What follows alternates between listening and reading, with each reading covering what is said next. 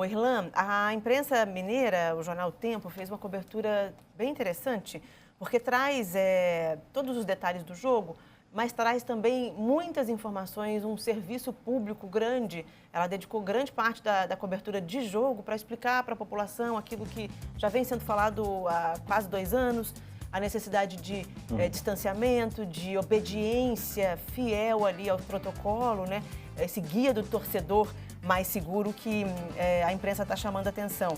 É algo importante, parece chover no molhado, mas é para que se entenda que mesmo no momento de celebração e com permissão das autoridades para que se volte ao público, ao estádio, que não se descuidem das questões sanitárias. Só dando mais uma informação, os bares também vão estar abertos, né? Mas sem a autorização para que se venda bebida alcoólica. É fundamental, uma vez que já está aprovado, agora é trabalhar em cima dos protocolos, né, que se siga. Eu particularmente acho que o estádio é um ambiente futebol, né, um jogo de futebol e o estádio acaba se tornando ambientes anti-protocolo. Queira ou não queira, é muito difícil você tentar, né, controlar o público dentro de uma série de normas de comportamento dentro de um estádio que, por essência, por natureza, provoca comportamentos mais efusivos e, enfim, mais até a nível também de certa irresponsabilidade, se a gente estiver falando de protocolo sanitário. Mas tudo bem, vamos lá, não vamos ficar só dando murro em ponta de faca, porque está autorizado, o poder público em Minas Gerais autorizou, o Distrito Federal também tem sido autorizado, então a gente espera, reforça aqui, né, se você vai ter a oportunidade de ir a esse jogo, garanta a sua própria segurança, a segurança dos outros, né? Garanta o uso da máscara, o distanciamento mínimo, né? E não fique se expondo na medida do possível. Tem espaço suficiente no estádio, inclusive, para você se manter seguro. Né? Por isso que o público é reduzido, né? Não é só para avisar. Mas, Gabriel, eu queria fazer só um destaque com relação ao que eu estou analisando da volta do público em vários países e uma certa perspectiva futura para o público no Brasil. Pessoal que talvez não me conheça, não deve entender que eu me interesso muito mais por arquibancada do que campo e bola, né? Estudo arquibancada, estádio, política de ingressos, etc. E tenho observado um encarecimento muito significativo no futebol inglês, né? Uma crítica muito grande de torcedores com relação ao preço do season ticket, né? Seria a espécie do sócio-torcedor deles, mas você garante os ingressos do ano inteiro. Em Portugal, parte do público voltou também nessa temporada, né? Que acaba de iniciar.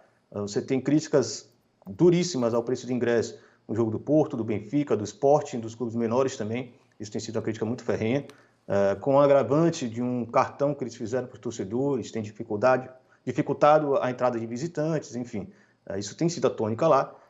E no Brasil a gente já tem percebido que a dinâmica de retorno do público também tem seguido essa lógica.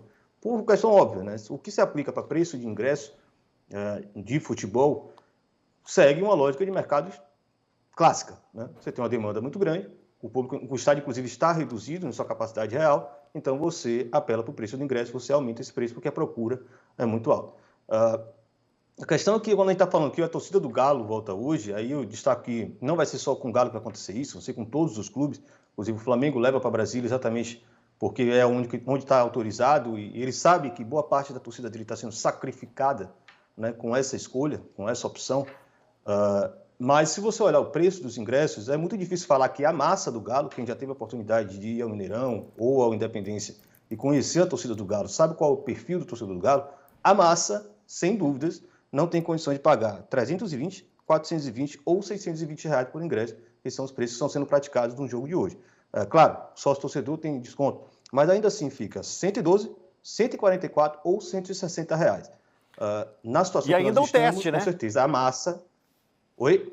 E ainda o teste, que vai ter a taxazinha do teste. Sem dúvida, estamos falando da zona, taxa às vezes, né? do teste. Né? A taxa cerca do de teste. 18 mil pessoas. Creio que BH, a região metropolitana de Belo Horizonte é grande, né? Então você tem pessoas de classe média alta, pessoas ricas suficientes para poder, né, completar esse 18 aqui e pagar esses valores. Claro, a Libertadores, o time de Galo voando, etc. e tal. Mas é sempre bom estar atento, né, e vigilante para que isso não seja naturalizado. Esses valores não são valores normais para um jogo de futebol no Brasil. seja em BH, seja em São Paulo, seja no Rio, Salvador, Recife, Fortaleza, não importa. São muito altos. E a pandemia, né, a restrição de público, a ideia do protocolo sanitário vai justificar a manutenção de valores nesse patamar. Né? Então é bom a gente ficar atento e também ficar vigilante ao tipo de política de preço que vai se colocar. Porque, convenhamos, as arenas já vêm nesse sentido, né? Já existe uma política de elitização do público dos estádios que a gente vem combatendo há muito tempo, os torcedores são sempre alvo disso. Com esse argumento a mais, então vai ficar mais difícil ainda a gente combater esse tipo de elitização dos estádios. Só para deixar esse recado aqui. Não, muito interessante e importante para a gente observar, sim. Quem chamou, do Isaac? Rapidinho, né? Acho fundamental o que o Irlan está falando e vamos ver, né? Se a gente sair dessa, né? Que não saímos dessa ainda, da pandemia, vamos ver o que os dirigentes vão fazer depois, né? Se vão ficar nesse nível de preço aí ou se vão recolocar na mão das pessoas, do povo, né? As pessoas mais humildes, o futebol, que o futebol é das pessoas mais humildes também, e na minha visão, principalmente, não só do cara que tem R$600 para ir num jogo, mas só sobre pandemia, né? Vai ter aí um monte de protocolo, tem um monte de coisa, mas a verdade é uma só. Cada um precisa fazer a sua parte, o Irlan tocou nisso também. Não é porque você está entrando e deixaram você entrar que posso fazer o que eu quiser, autorizaram vida normal, e nem é tanto por uma proibição. É pelo próprio bem-estar da pessoa, né? Ninguém quer pegar Covid, gente. Ninguém quer pegar Covid. Pode ficar aí meses e meses com problemas, sequelas da doença. Talvez nunca melhore de algumas coisas. Então, assim, você vai no jogo, perfeito, mas saiba, você está correndo um risco, então se proteja. E aquela coisa da vacina também, né, Gabi? Eu estou vacinado, beleza. Além de você poder passar para outros, você também pode pegar a doença mesmo vacinado, de uma forma mais leve, mas você pode pegar. E eu estava brincando outro dia aqui em casa o seguinte, olha, eu estou vacinado contra tétano, e não é por isso que eu vou sair por aí colocando o dedo no prego enferrujado. Eu tenho amor à minha saúde. Então, que todo mundo que vai acompanhar esse jogo aí, pense na própria segurança também, porque pegar Covid é péssimo, ninguém quer isso, então se cuidem.